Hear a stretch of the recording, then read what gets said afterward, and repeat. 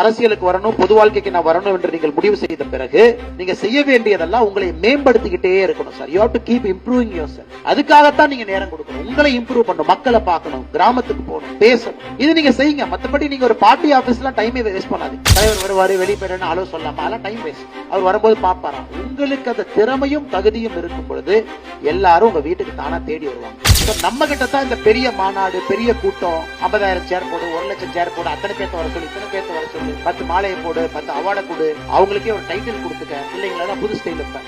அவங்களுக்கு நீயே ஒரு டைட்டில் கொடு. ஒரு டைட்டில் நம்மளே சும்மா இருந்தா 4 பேர் சேர்ந்து ஒரு டைட்டில் வச்சு ஒரு போஸ்ட் அடிச்சுட்டோம். அந்த கலாச்சாரத்திலிருந்து உங்க ஜெனரேஷன் வெளியே வரும். இந்த கலாச்சாரத்திலிருந்து நீங்க அடிப்படை கல்ச்சரல் சேஞ்ச் இன் பாலிடிக்ஸ் கொண்டு வரணும். அன்காமன் டீசன்ஸ், டிரான்ஸ்பரன்சி, மக்கள் மீது நீங்க காட்டக்கூடிய அன்பு, நமக்கு நாமே பட்டம் கொடுத்துக்கிறது, நம்மளை சுத்தி 4 பேர்த்த வச்சுக்கிட்டு பட்டத்தை சொல்றான்னு சொல்றோம். அதுல இருந்து வெளியே வர வேண்டிய காலகட்டத்தில் ஏன்னா மக்கள் மாறிட்டாங்க சார். நம்ம தான் மாறாம, அரசியல்வாதிகள் தான் மாறாம சுத்திட்டு இருக்கோம். மக்கள் எப்பவோ மாறிட்டாங்க. இன்னைக்கு வர அரசியல்வாதிகள் என்ன சொல்றாங்க? எல்லாரும் வேஸ்ட்.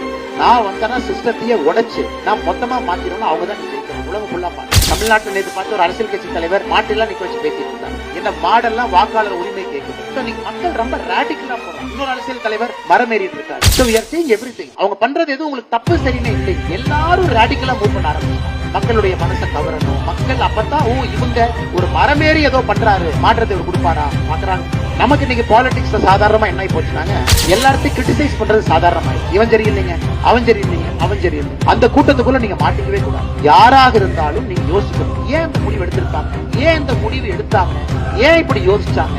ஏன்னா நீங்க சேர்ல உட்கார்ந்தா தான் அந்த சேருடைய கஷ்டம் உங்களுக்கு. அதனால நீங்க அரசியல்வாதிகளா லேர்னிங் ஸ்டேஜ்ல இருக்கிற நீங்க யாராக இருந்தாலும் கிரிட்டிசைஸ் பண்ணுங்க. அதே நேரத்துல பிரைண்டா கிரிட்டிசைஸ் பண்ணிட்டு அவங்க தப்பு இவங்க தப்புன்னு சொல்லாம கொஞ்சம் யோசிச்சு. உதாரணத்துக்கு இன்னைக்கு நான் ஸ்டாலின் அவர்கள் சரியா பண்ணணும்னு சொன்னாரு. பல இடத்துல பெனிஃபிட் ஆஃப் டவுட் கொடுத்து யோசிச்சு, ஏன் அந்த டெசிஷன் எடுத்தாரு, ஏன் அப்படி எடுக்கல, ஏன் இப்படி சொன்னாரு, அதையும் யோசிக்கும் பொழுது உங்களுக்கு ஒரு பக்குவம் வராது. நீங்க முதல்ல பெர்ஃபெக்டா இருக்கு முயற்சி பண்ணுங்க. நீங்க சரியா நீங்க சரியாகும் போது சுத்தி இருக்கிற 2 பேர் சரியாகும், அப்புறம் 4 பேர் சரியாகும், அப்புறம் சுத்தி இருக்கிற 10 பேர் 10 வருஷத்துல எல்லாம் சரியாகும். பட் எல்லாரும் தப்பா இருக்கிறாங்க, நானும் தப்பா இருக்கிறேன்னு நீங்க முடிவு பண்ணீங்கன்னா எப்பொழுதுமே மாற்றம் வராது.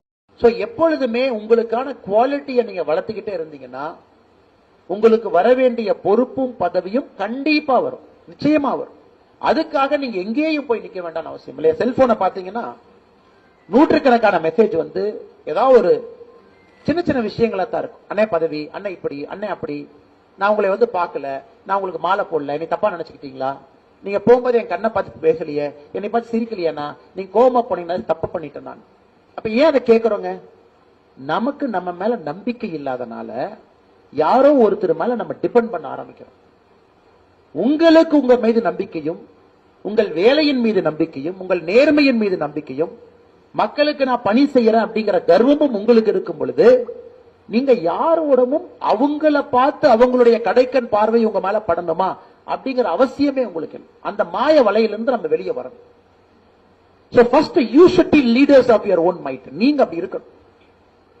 ஒரு சேருக்கு பதவி கிடையாது, சேர்ல உட்கார்ந்து இருக்கிறவங்களுக்கு தான் அந்த மரியாதை அழகு அப்படிங்கறத நீங்க புரிஞ்சுக்கணும். இது மகாத்மா காந்தியினுடைய லைஃப் லெசன். மகாத்மா காந்தி இன்னொரு டீப்பா மக்களுக்காக சேவ் பண்ணணும்னா உங்களுடைய மனதுல, உடம்புல, உங்களுடைய ட்ரெஸ்ல, நீங்க போடக்கூடிய எல்லா விஷயத்திலையும் ஒரு மாற்றம் வரணும். நீங்க என்ன மாற்றத்தை முதல்ல பாக்குறீங்களோ அந்த மாற்றம் முதல்ல உங்ககிட்ட வந்தா தான் சுத்தி இருக்கிறவங்க உங்களை ஏத்துக்குவாங்க. மேபி உலகம் மாறுறதுக்கு லேட் ஆகும், மேபி நீங்க வாழக்கூடிய மாநிலம் மாறுறதுக்கு லேட் ஆகும், இட்ஸ் ஓகே. பட் நீங்க மாறிடணும் முதல்ல. இது இரண்டாவது குவாலிட்டி. காந்தி மாதிரி ஆட்கள் நாம் பார்க்கும் பொழுது so power is not in the chair, power is how you behave as a person அப்படிங்கிறது ரொம்ப தெளிவா நமக்கு தெரியுது. மூன்றாவது, இது மிக மிக முக்கியமானது, politics is a process. இதுல வெற்றி தோல்வி அப்படிங்கிறது ஒரு ஈவென்ட் மட்டும்தான். இன்னைக்கு வர்ற எத்தனையோ பேரு ரொம்ப ஆர்வமா வருவீங்க, இளைஞர்கள் வருவீங்க. அதுக்கப்புறம் ஒரு சிஸ்டத்துக்குள்ள வரும் பொழுது நிறைய பிரச்சனைகளை நீங்க சந்திப்பீங்க. ஒரு ஆர்கனைஸ்ட் பொலிட்டிக்கல் பார்ட்டி, நீங்க எந்த அரசியல் கட்சியில ஜாயின் பண்ணாலும் it is an organized political party. அதுல விருப்பு வெறுப்பு இருக்கத்தான் செய்யும். அதனால நிறைய பேர் அன்னைக்கு பார்த்தோம்னா, நான் வந்து எனக்கு மரியாதை கொடுக்கல, என்னை அங்க அனுப்பிட்டாங்க, நான் வந்து எனக்கு பதவி இல்லை, என் சேர தூக்கி ஓரத்துல போட்டாங்க. So you should train your mind to say, எதையும் எதிர்பார்க்காம சக்சஸோ ஃபெயிலியரோ அது எனக்கு ஒரு ஈவென்ட் மட்டும்தான். இந்த பொலிட்டிக்கல் ப்ராசஸ நான் லவ் பண்ணி நான் செய்வேன். ஸோ பதவி வரும், பதவி போகும். எம்எல்ஏ ஆவீங்க, எம்எல்ஏ ஆகாம இருப்பீங்க. எம்பி ஆவீங்க, எம்பி ஆகாம இருப்பீங்க. இது எல்லாம் இளைஞர்கள் உங்க மனதில இருந்து கொஞ்சம் அப்படியே நீங்க சைடு கொண்டு வந்து, you should enjoy the process. நான் கிராமத்துக்கு போறது பிடிக்கும், மக்கள்கிட்ட பேசுறது பிடிக்கும், உங்க பிரச்சனை எனக்கு தெரிஞ்சுக்கணும்னு பிடிக்கும், அதை நான் 4 பேர்த்த சொல்ல பிடிக்கும். இதுதான் உங்களுக்கு பிடிக்கணுமோ தவிர பதவியின் மூலமாக வரக்கூடிய சுகங்களோ, பதவியின் மூலமாக வரக்கூடிய பிரஸ்டீஜோ, பதவியின் மூலமாக வரக்கூடிய விஷயங்கள். ஏன்னா பதவிங்கிறது இன்வேரியபிளி அது போய்த்தாங்க ஆகும். That is the nature of life. இது 3வது. சின்ன சின்ன விஷயங்கள்ல ஸ்கில்ஸ் நீங்க எடுத்துக்கிட்டீங்கன்னா